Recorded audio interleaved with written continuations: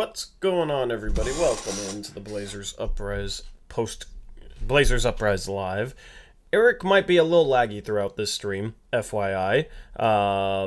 He's streaming on a computer he never streams on. So, Eric forgot the laptop charger, so he's streaming on a computer. We'll see how many frames per second his webcam gets throughout this entire stream, but hopefully you're having a good Monday. A little bit late with this one, apologies for that. We really, honestly, Eric, don't even have any time to waste. I hope you're having a good day, alright? We gotta get into things here with picks against the spread since we are starting late. Good. You said you're not? No, I am. Okay, that's good. That's good. That's that mid-Pepsi sip. All right, picks against the spread standings. Here they are. Jackson is now back in first. I am 2 games back. I had a terrible Thursday. Connor's only 5 games back. Connor's within striking distance at this point. Only 5 games back of first. Things are bunching up here. Chat, you guys are only 8 games back of first, so you guys are also getting within striking distance as well. Zach also struggled, just like I did on Thursday. Eric, you were phenomenal, 7-1. You were only 4 games back out of 5th. You moved out of 7th. That is now Trevin. You passed up Trevin to move up to 6th. So that 7-1 mark really helping you out. And then Krish was like 30 plus games back. He's now only 24, so he's making things a little bit respectable, and he's within, striking distance and maybe finally getting out of last place. That would be phenomenal to see. Anyway, those are the picks against the spread standings. Let's jump into game number 1. Eric, we got Cleveland hosting Minnesota, and Minnesota is a 3.5-point road favorite.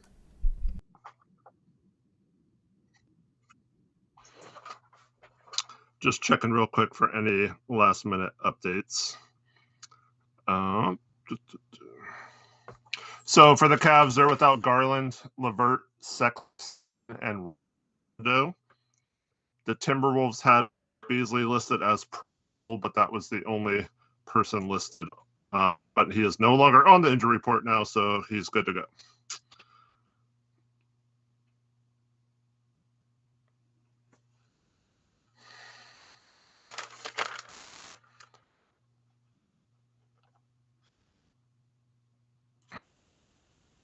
I was muted. Hardcore Blazer fan says I can't with the FPS. Don't look at Eric. Just put a piece of tape on your phone or on your computer screen where Eric is. I'm just kidding. Timberwolves for Connor.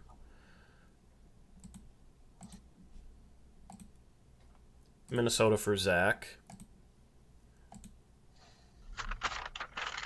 I'm gonna go with... It's a tough one.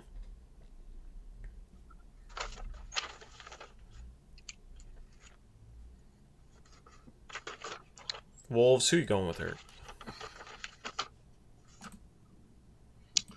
Wolves. Oh, you already said Wolves, didn't you? Connor, Zach, Trevin, Wolves, Chris, Cleveland. Yep. It's all good. I think there's like a 5-second delay when I talk and then when you hear me, Eric.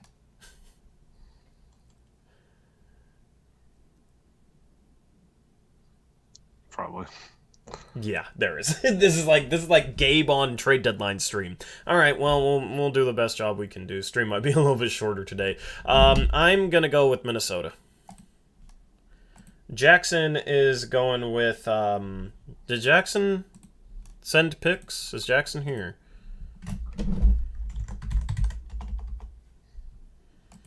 This is so scuffed.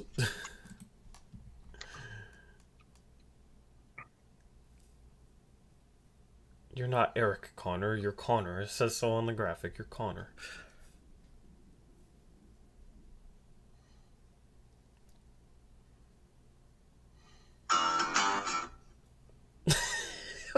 What? I don't think we have Jackson here. Anyway, chat, you guys are going 52% Timberwolves. We might have to have Jackson pick games tomorrow or something. We'll see.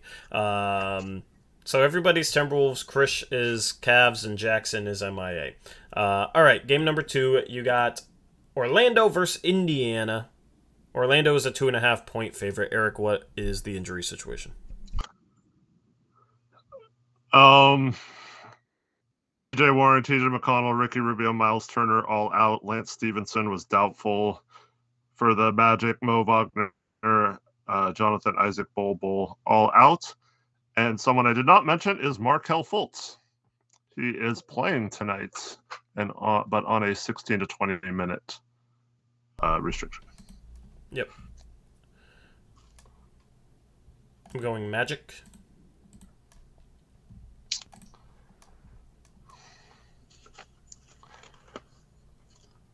Connor going Pacers.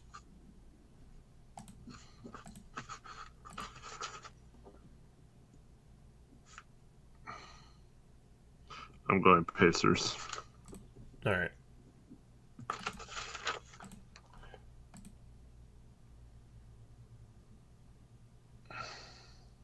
I think Eric's been frozen for a minute. Don't worry about it. Magic all day for Krish.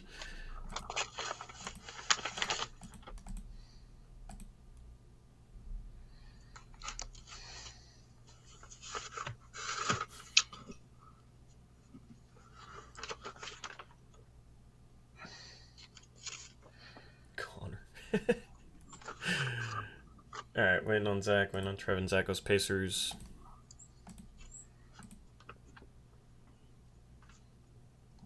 Trevin's Pacers. All right.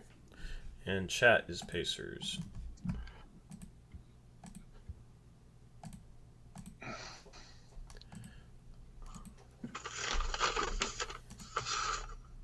All right. Still no Jackson. We'll have Jackson pick like... How many games are tomorrow? I don't know. We'll have Jackson pick like tomorrow maybe. And have him pick 7 games. Has anyone tried messaging him? I Discord messaged him. I don't know. Anyway, game number 3. You got Toronto versus Brooklyn. Toronto is a 3.5-point road favorite. Just messaging checks on Twitter. Well, what are the injuries first?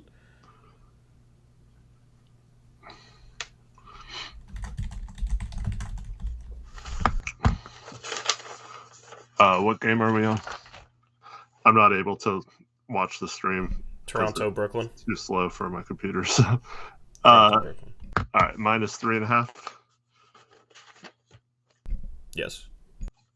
All right, so OG Anunoby is out for the Raptors. Fred VanVleet was questionable last I saw. I'm not sure if he's playing or not. If someone in chat knows that, that'd be great. Out for the Nets are KD, Kyrie, Ben Simmons, and Joe Harris.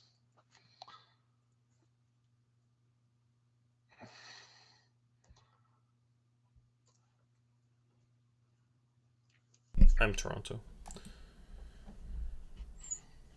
Force Jackson dumb down on everything on Thursday.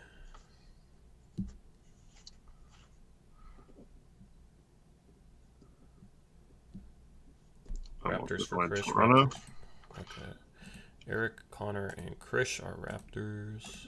Zach is 2. All right. Next game is Heat Bulls, by the way.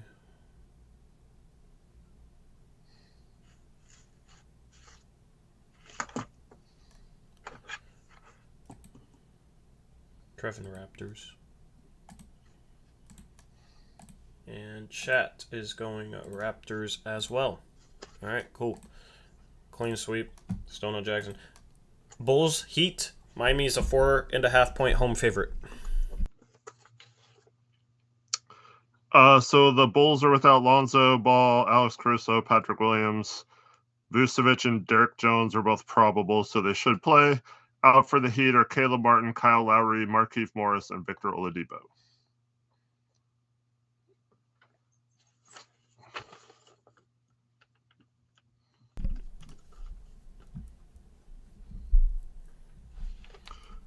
I'm going to take the Heat in this one. Zach Heat.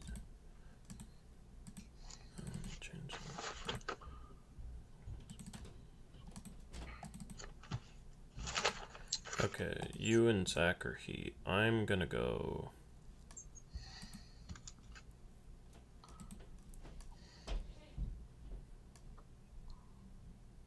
I'm gonna go Bulls.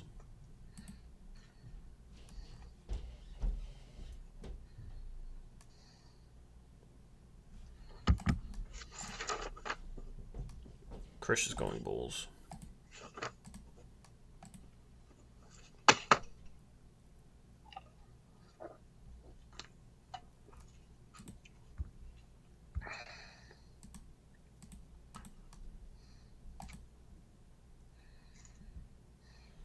His camera's frozen. It's not a picture. I don't have that picture of Eric on my computer. Okay, Trevin went Heat. Wait. You went Heat, Zach went Heat, Trevin went Heat. We're waiting on Connor. Chet goes Bulls.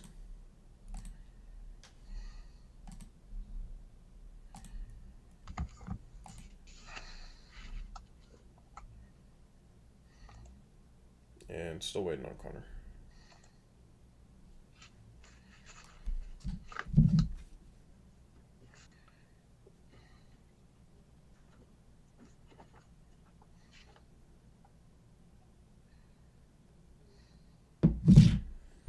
And still waiting on Connor.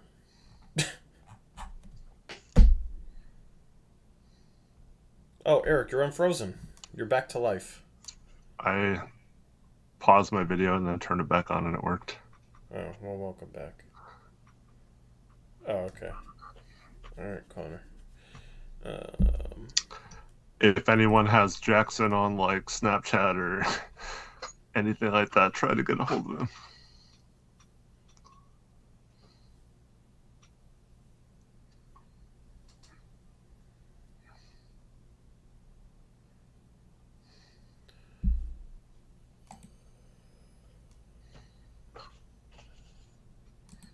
Next game, by the way, is Memphis San Antonio, Eric. I'm gonna start making the chat poll for that.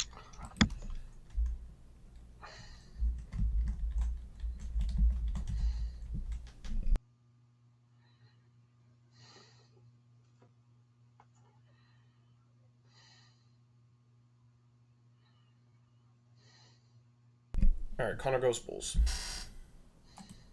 Alright, next game. As I said, Memphis is hosting San Antonio. They're an 8.5, or Memphis is an 8.5 point home favorite. So the only person out for the Spurs looks like Romeo Langford. And for the Grizzlies, they're without Dylan Brooks, John Konkar, Vespons, and Killian Tilly, Brandon Clark were questionable.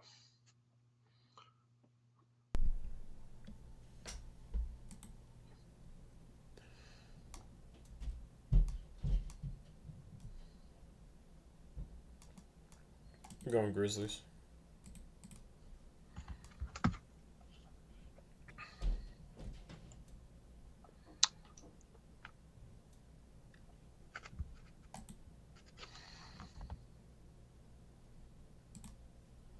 Shot pulls there.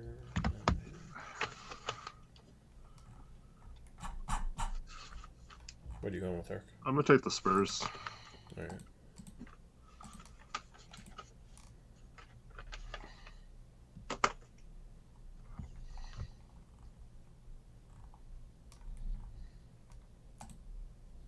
Is chat frozen for me?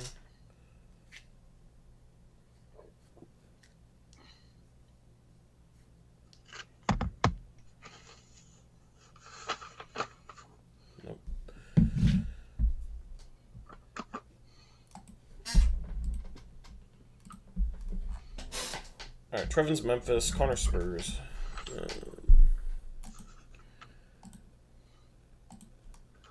I'm waiting on Zach and Krish. Krish's Spurs.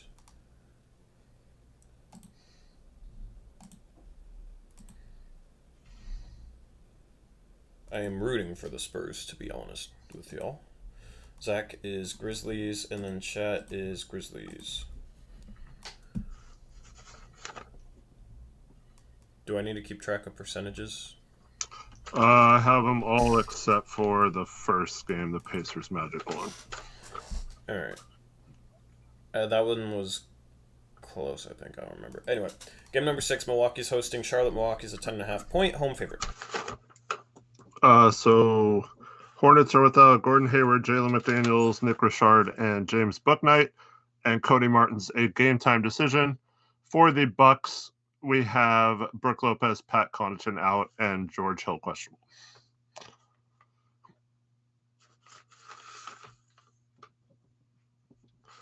I'm going to take the Bucks. All right. I'm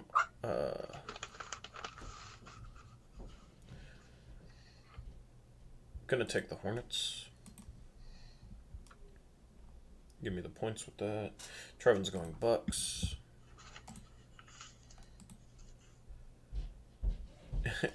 Nick Richard, Chris.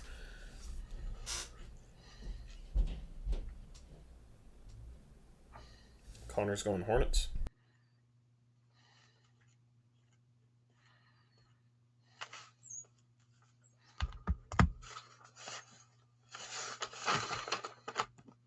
Thank you, Sude. Pacers 58% was the first game. Thanks. And then waiting on Zach, waiting on Chris.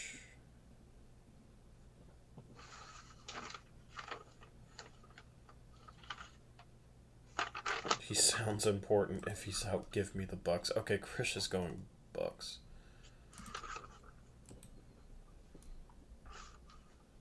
Still waiting on Zach.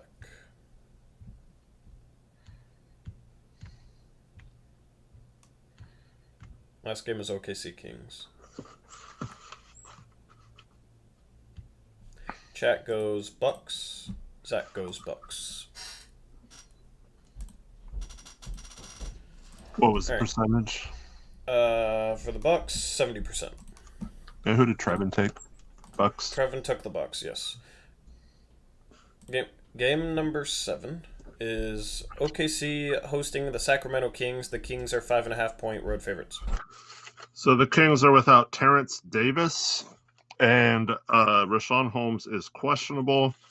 For the Thunder, they're without Josh Giddey, Jeremiah Robinson-Earl, Mike Muscala, Lou Dort, Ty Jerome, Kendrick Williams, and you always have to list Derek Favors as who knows if they're going to play him or not.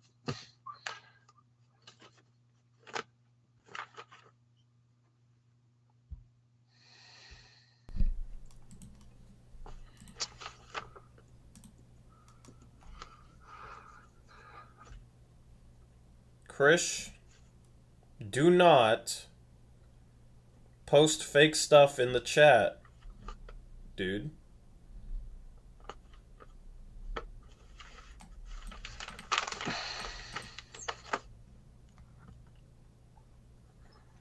Lakers are waiving DeAndre Jordan and signing DJ Augustine. So he's not posting fake stuff. No, he is. He said Shams bomb, Highland waved. Highland is DeAndre's real name. Oh. Is it? Mm-hmm. I thought he was talking about Bones Highland. Okay, Krish. I thought you were talking about Bones Highland. Yeah. Who? That's his real name. Yeah. He is wording it to fool people. You're right, Greg. He's trolling. Anyway. Yeah, what are the picks for this? Bucks? No, that's it. I'm still waiting on mod picks. And I don't know what I want. I'm going Kings. Okay. I went Kings as well. Alright. Mods, make your picks.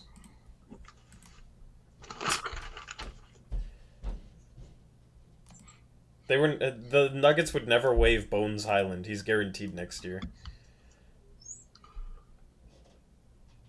Chris, just make your pick. Please. Thunder for Connor.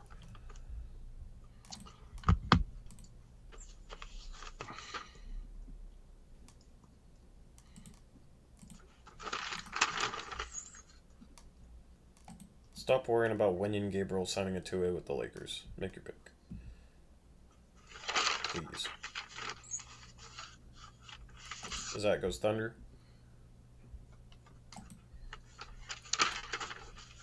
Chris goes Kings. Jackson, no, Jackson's not here. Trevin is Kings. Okay, cool. Alright. So Trevin's Kings, Chris is Kings, Eric's Kings, I'm Kings, Zach and Connor are Thunder, chat is Kings 84%. My goodness. Is that their double down? Yep. Okay. So time for double downs. Chat, you guys are going with the Sacramento Kings.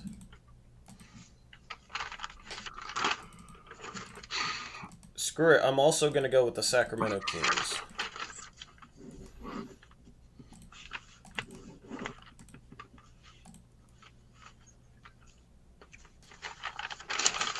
I don't respect Wenyon. He's a Los Angeles Laker. Huh? Chris said, Tori, respect Wenyon, man. Why? Oh, he's signing a two-way with them? Yeah. I thought it said the Wizards. Nope. Chris goes Cavs. Good luck, Chris. Connor Hornets. What are you going with, Eric? Just a second. I'm trying to get caught up. Zach went Hornets. Yeah, and Trevor went Pacers. Wait. Or Connor went Hornets. Connor went Hornets, yes. I missed a pick somewhere. I'm trying to. Me and chat are Kings, Chris is Cavs, Trevin's Pacers, No, Connor's that's all. Hornets. One of the earlier games.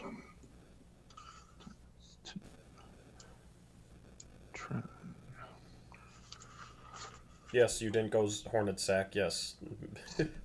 So who did you go, Zach? He hasn't picked yet because he always picks last.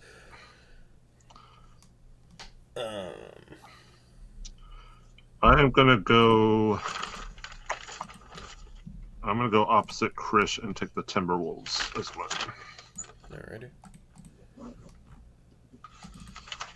Cool. Timberwolves for Eric. Zach goes Grizzlies. Alright. We'll have Jackson make it up over the Tuesday, Wednesday. Alright. That's how we're going to do this. Zach went Grizzlies. Alright, cool. Nice picks against the spread. Thank you for participating. Alright. Now that's over with. Cool. So, Joe Cronin article. Eric, I have not read it. I've been busy all day. You said there was a Joe Cronin article, so yeah, Jason, I'll let you kind of lead this. Jason Quick dropped a Joe Cronin article giving some insight onto what their plans are moving forward. There was a lot of hint / insight, I guess, into what Cronin is thinking about the players, both on the team right now and moving forward. A lot good, some bad. So I'll just kind of go through it. It starts off by saying, if you want to know what Joe Cronin wants in the Trailblazers to look like next season, watch number 11, which is Josh Hart. They're saying they want players like him that have talent, skill set, competitiveness, IQ, and are defensive minded, can guard anyone type approach. So they're kind of looking for Josh Harts at every position, was what he said. He also said, good luck with that, but he also said they targeted him specifically, and that's the type of player who they want. And then he also mentioned Justice Winslow as another one of those players. And our goal is to keep finding players like them. Some may have big names, some may not have well-known names, but they fit the way, the style, the mentality that we want to play. The problem, those players are not easy to find, Cronin said. And then he says the Josh Harts of the world, the Justice Winslows of the world, They are not easily attainable. Justice Winslow's of the world are not easily attainable, huh? Yeah, I mean, he signed for the biannual exception for $3.9 million last year. Why? And played 12 minutes a game. Yeah, so that's the pretty hard. Clippers. Yeah, that's the bad part. So, I guess.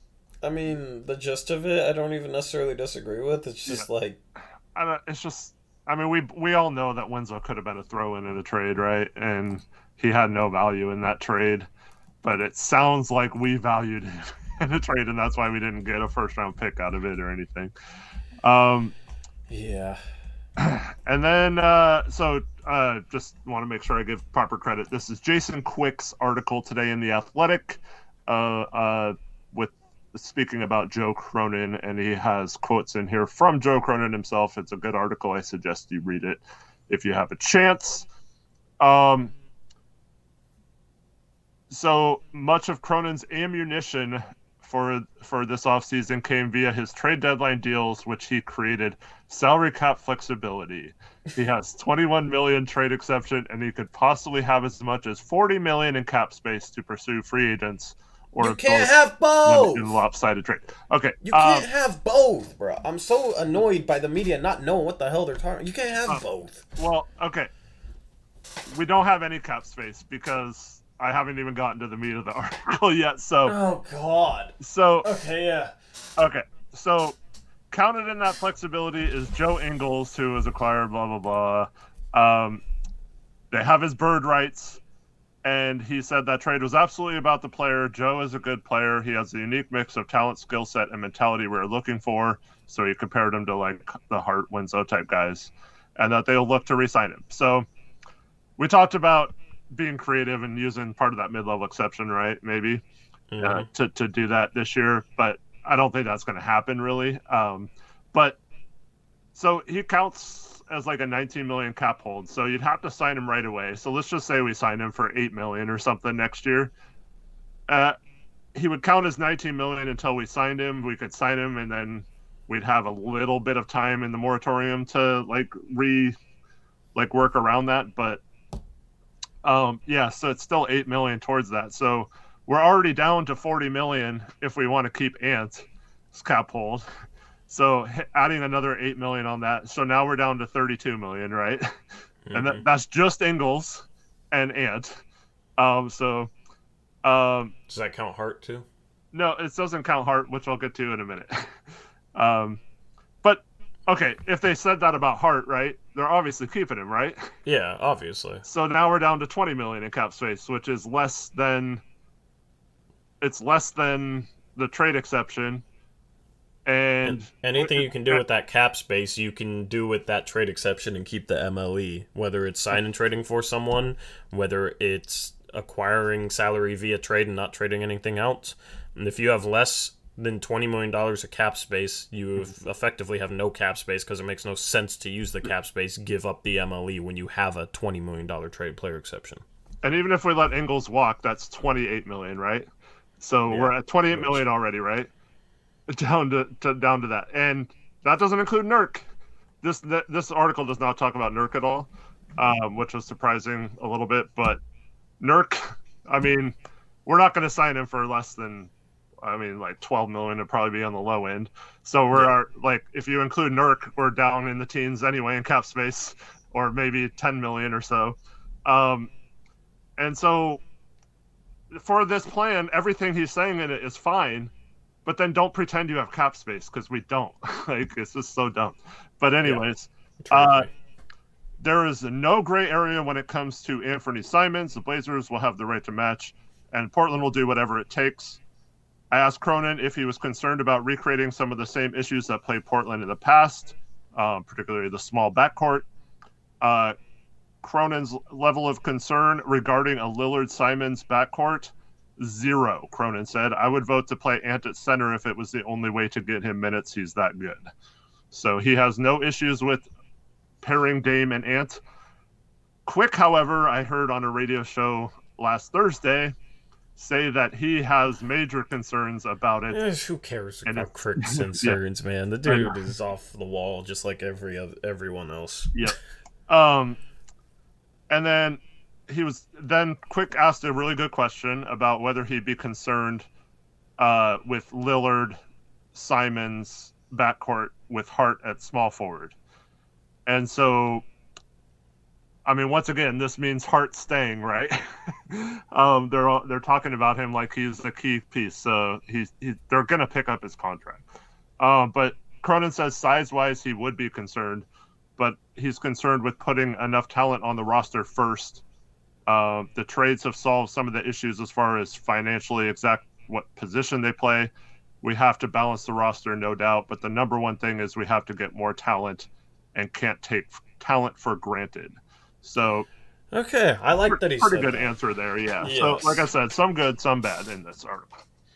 I mean, yeah, pitching the cap space and the acting like Justice Winslow wasn't easily attainable. The two things I dislike. Everything else I'm cool with. Yeah. So, at least that I've heard. Yeah. So Billups has a quote in here, and he says concerning the same thing. They know they have at least one starter with Dame, and they know the other two guys can start. So it's I don't think they're worried about that too much. Like they want to get a better front court. If they don't, I think that's kind of a failure on their part. So they're going to try everything they can to. I mean, a perfect scenario. I think Josh Hart is the sixth man, right? Yep. So then it goes on to say Cronin's philosophy on talent should not be glossed over, especially with the Blazers potentially being a player at the top of the 2022 draft. If things break right, Portland could have 2 lottery picks. Cronin said he will be seeking to draft talent above position, no matter what the scenario is. If Jaden Ivey, number 1. Let's go. If there is a 2 guard that is head and shoulders above the other positions, we are taking the 2 guard and figuring it out.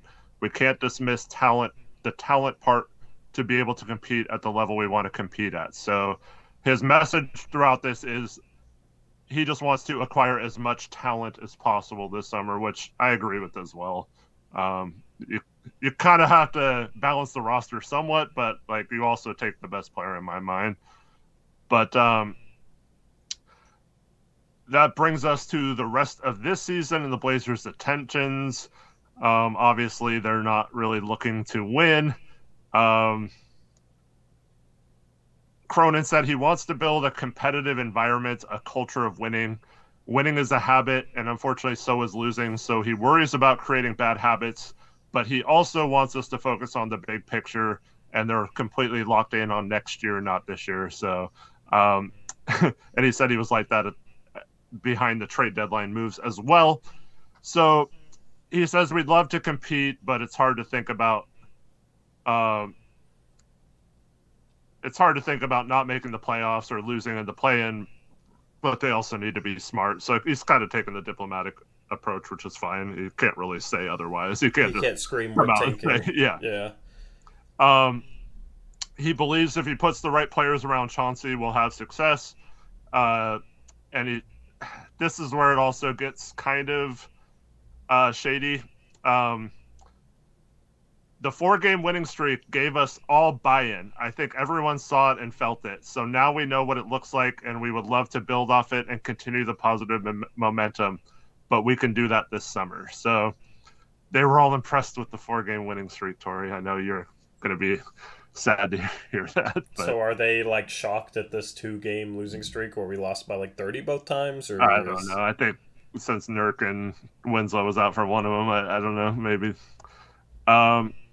So, and then Quick believes 100% that the job is Cronin's, so it talks a little bit about whether it will be his job or not. And then it goes on to say that Cronin and Asia Jones are hitting the recruiting trail. Cronin's going to the SEC tournament, and Asia Jones is going, or they're both going to Texas and Midwest to scout.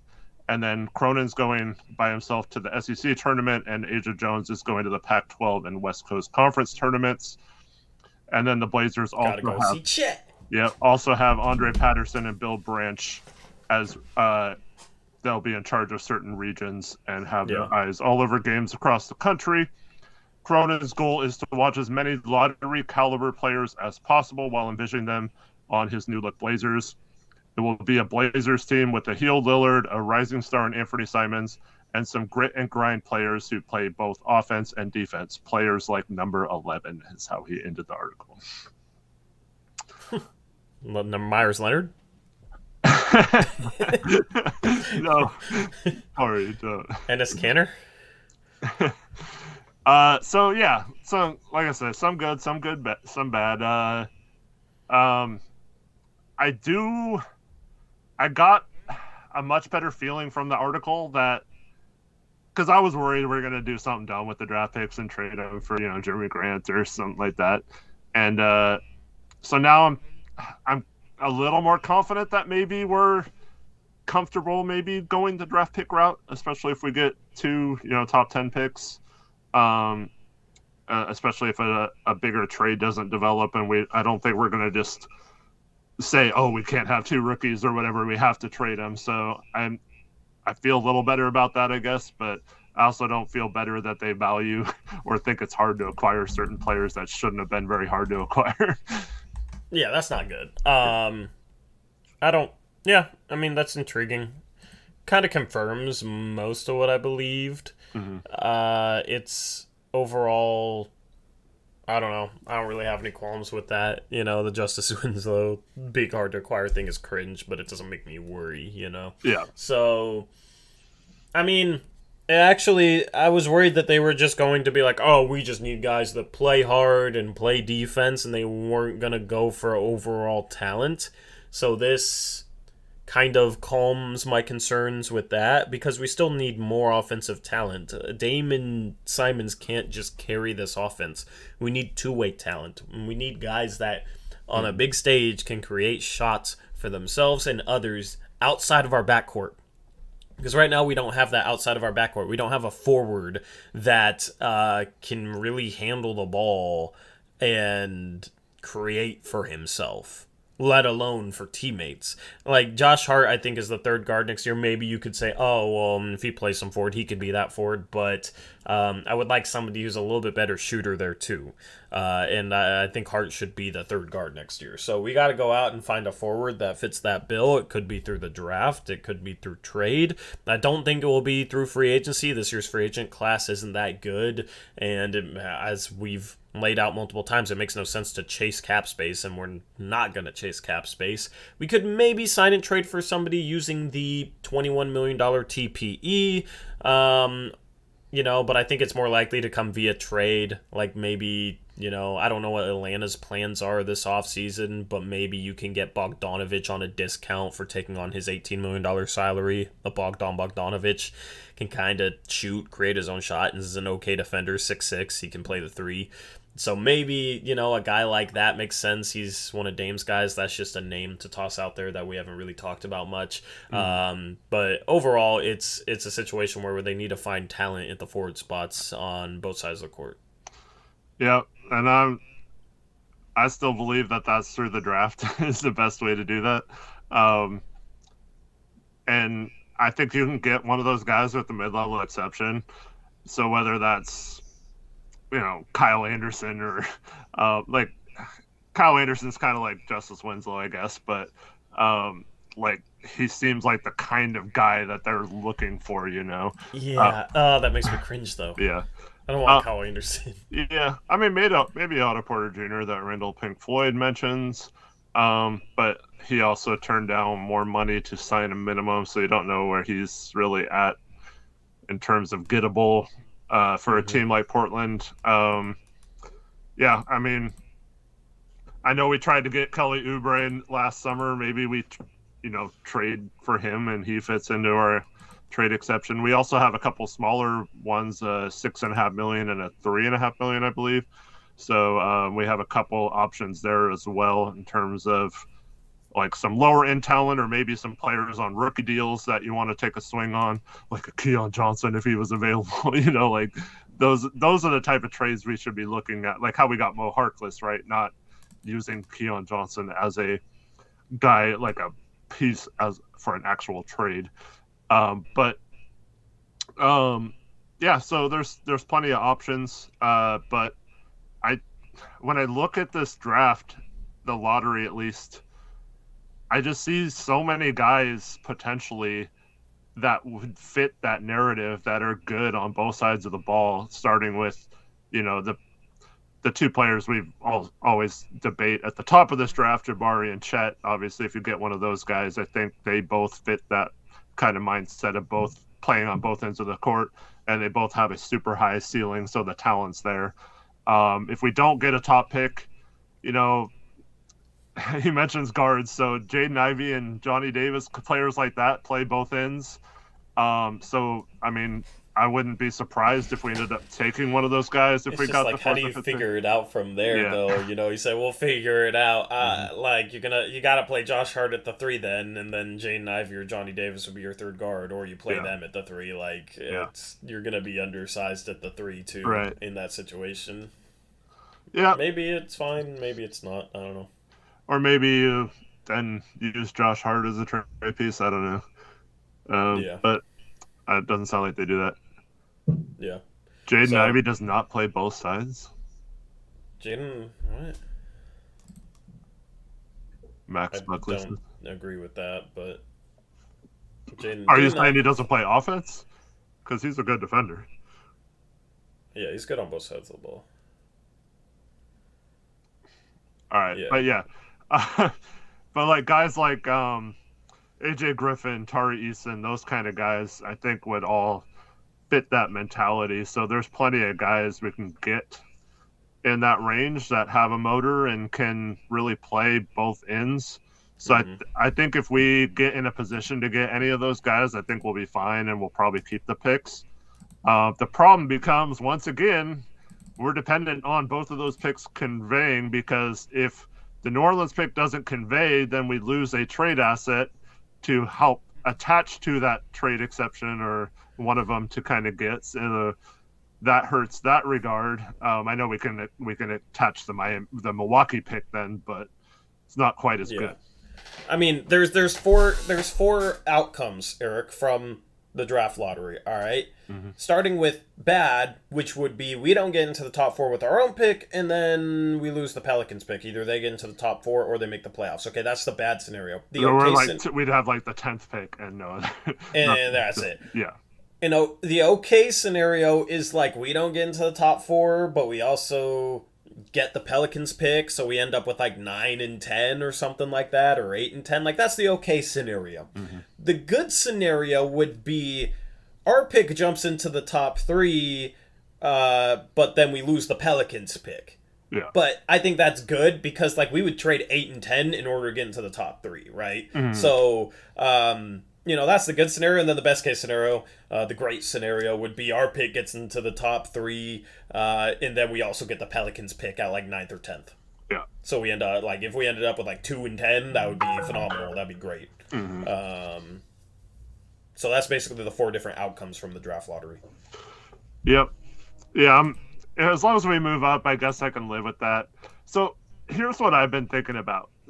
So everything I've heard, and I think this is pretty much public knowledge now, we were given the option with New Orleans for either 2 future lottery protected firsts.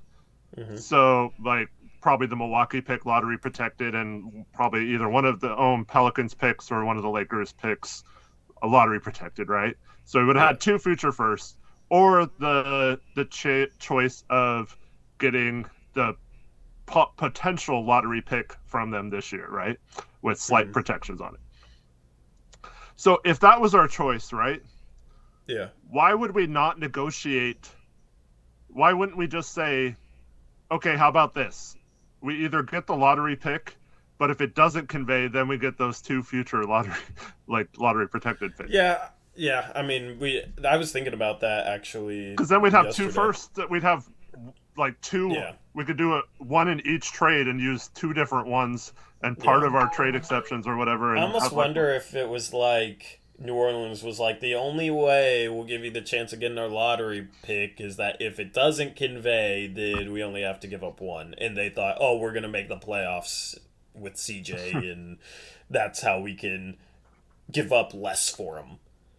Yeah, that's true. But like everything I've heard is they were desperate to get a guy like CJ, and it shows like they love him, man. They love him a lot there, and so I feel like if we get the lottery pick, it'll be like it won't matter. I guess like it'll be good. It'll be a good trade for both teams, I guess. But if that doesn't convey, man, I just feel like we did such a disservice to not get more from that. Yeah. It's still a huge chance that we're I taking. mean, I like taking the risk, though. Yeah, no, I do like we needed taking to the take a risk. I just don't like that there's not really much protection to the risk. Yeah, yeah. I mean, yeah, it's a risk. It's a higher reward, higher risk. Like, but that's what we need. We Right. need to get lucky. We need to raise our ceiling, and what better way to do that than to get two lottery picks? So I'm happier with this compared to like a Milwaukee and a Lakers protected first or whatever it would have been. Like, I'm happier with this for sure. Mm-hmm. And they're gonna be set in the Yeah. future because they're gonna get all the Yep. Lakers picks. Like there's still, even with all the Zion drama, they could trade Zion and get assets back, and they got all the Lakers' future first. Like they're gonna be fine. They could honestly like trade out everyone, and with all the great draft picks they have, they could build a playoff team from scratch a couple years down the line because they'll have so many draft pick assets. So they're gonna be fine. There's nothing to worry about there, even if their pick conveys to us, even if they don't make the playoffs, even if Zion ends up, wanting out for whatever reason, like they're still in a good position. Mm-hmm. As Alex pointed out, they still have Kira Lewis and Trey Murphy that haven't really contributed much this year that are young players as well. Yep. Yep. What else do you want to talk about? Do you want to talk about anything else? Well, I just want to say something about CJ. It's funny because they started off 1-4 with CJ, right? Yeah. And we go 4-0 during that time after we got Hart and those guys playing, right? Mm-hmm. And everyone's like, look at this. We get CJ off our team and we're so much better now without him. Like the ball's moving. And look at New Orleans. CJ's putting up all these points, but they never win, right? That was the narrative last week or around the All-Star break. And then now we've lost 2 in a row, gotten absolutely shellacked and blown out. And New Orleans has won their last 2, and CJ's had huge games, and he's continuing to have huge games. I think he scored 30 in, 5 straight games or something like that. And now it's like, oh, look how good CJ is. We traded away our second best player, and now he's going to lead New Orleans to all this thing, and we didn't get a good trade. It's like the same people saying both things. It's so dumb. It's like, why are people like having a roller coaster right now with the team this year? It's like, we know we're going to be bad. Like, we know the 4-game win streak was fun. They play really good basketball, but I mean, not many people. I mean, I was kind of half joking, but I was starting to be like, oh, you know what? This is kind of okay. But like, it didn't. You were. It didn't mean like I thought we made trades to make us a contender this year or anything. I mean, I just thought it was fun, and I enjoyed watching them play during those 4 games. Yeah. But like, if you look at Tankathon. Yeah. Don't you wish we lost those 4 games? Right, yeah, we'd have a legit shot. That's what I was saying at the time, and everybody was like, oh, you're being a buzzkill. Like, that was the, but it was like, I knew winning those games, it's like, yeah, it's fun, and I enjoyed some of it, but I knew it was going to be a situation where, like, 2 weeks after, we were going to be looking back like, dang. If we lost those 4 games, Eric, we would only be, no, we'd have the 6th best lottery odds right now. We'd be worse than Sacramento. Yep. And we'd be a half game out of having the 5th best lottery odds, and only 1.5 games out of having the 4th best lottery odds if we lost those 4 games. With Nurk out probably the rest of the year now too. Yeah, with Nurk out, yeah. So we would be legitimately looking at like 4th, 5th, 6th best lottery odds, where it's like a 40% chance of getting into the top 4. If not, we're in position for AJ Griffin or whoever. Like that would be nice right now instead of being tied for 8th, ninth, 10th with New York and New Orleans. So, yeah, at the time, I was going live and like, yeah, enjoying the win, whatever. I was actually legitimately kind of frustrated that we won. Wheezy does bring up a good point. I think the best part of that was confirming that Nurk is a big part of the team moving forward, and I think that's There's going good to be things, important. yeah, there's good things out of that, and it showed that you play the right style of play, you're going to have success. Even against some solid teams, as long as you just have enough talent. We had enough talent with those lineups. Mm-hmm. Still not enough to contend, but enough to come back against a fraudulent New York Knicks team. So there's some good things out of it. It's just it's hard not to look at the standings and wish we lost. Yeah, I take it you missed the Dwight James thing this morning then. I try not to pay attention to Dwight James. So now his latest is that he basically, without saying it, said that we traded the better player away. CJ, I saw that. CJ is better than Dame, basically. He's a better shooter and defender and better overall player, yeah. Dwight has gone off the freaking rails, dude. Yeah. Gee, who does that sound like? I don't know, actually. Who does that sound like? Who would defend CJ over Dame? Oh, Olshey. Yeah. And Olshey, he definitely talks to Olshey, all right? So, yeah, Dwight's just getting fed stuff from Olshey or something. I don't know, man. Like, oh, God. Dwight just needs to retire, bro. Like, he doesn't even have a job. Why are you tweeting so much about this? Nobody respects your takes. Like, just give it a rest. Nobody's gonna believe you when you say CJ's better than Dame, but, go about it in a way where that can't be held against you, so you don't actually literally say it, but you definitely say it.